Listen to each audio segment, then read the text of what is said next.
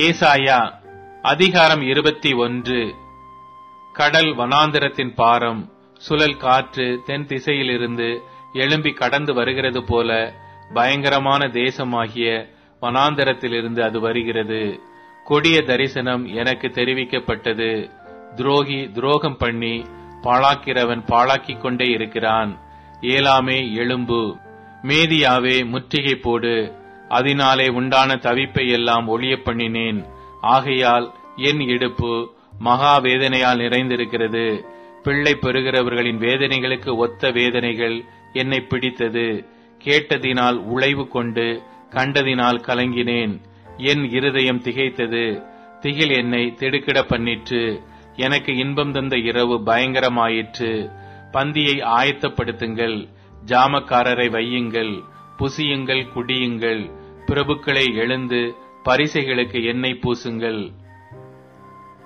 ஆண்டவர் என்னை நோக்கி, நீ போய் காண்பதை தெரிவிக்கும்படி ஜாமக்காரனை வை என்றார்.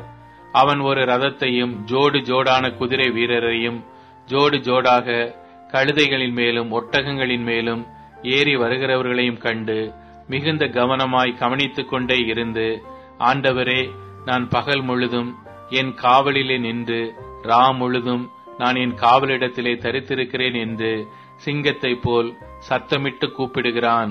இதோ ஒரு ஜோடு குதிரை பூண்ட ரதத்தின் மேல் ஏறி இருக்கிற ஒரு மனுஷன் வருகிறான். பாபிலோன் விழுந்தது, விழுந்தது, அதன் விக்கிரக தேவர்களை எல்லாம் தரையோடை மோதி உடைத்தார் என்று பிரதியுத்தரம் சொல்லுகிறான். என் போரடிப்பின் தானியமே, களத்தின் கோதுமையே, இஸ்ரவேலின் தேவனாகிய சேனைகளின் கர்த்தரால் நான் கேள்விப்பட்டதை உங்களுக்கு அறிவித்தேன். தூமாவின் பாரம், சேயரிலிருந்து என்னை நோக்கி, ஜாமக்காரனே, இரவு எவ்வளவு சென்றது என்று கூப்பிட்டு கேட்க, அதற்கு ஜாமக்காரன், விடியற்காலம் வருகிறது, ராக்காலமும் வருகிறது. நீங்கள் கேட்க மனதானால் திரும்பி வந்து கேளுங்கள் என்று சொல்லுகிறான். அரபியாவின் பாரம், திதானியராகிய பயணக் கூட்டங்களே, நீங்கள் அரபியாவின் காடுகளில் ராத் தங்குவீர்கள்.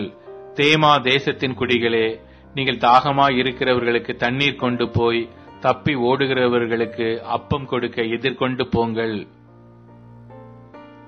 அவர்கள் பட்டயங்களுக்கும் உருவின கட்கத்துக்கும் நாணேற்றின வில்லுக்கும் யுத்தத்தின் கொடுமைக்கும் தப்பி ஓடுகிறார்கள்.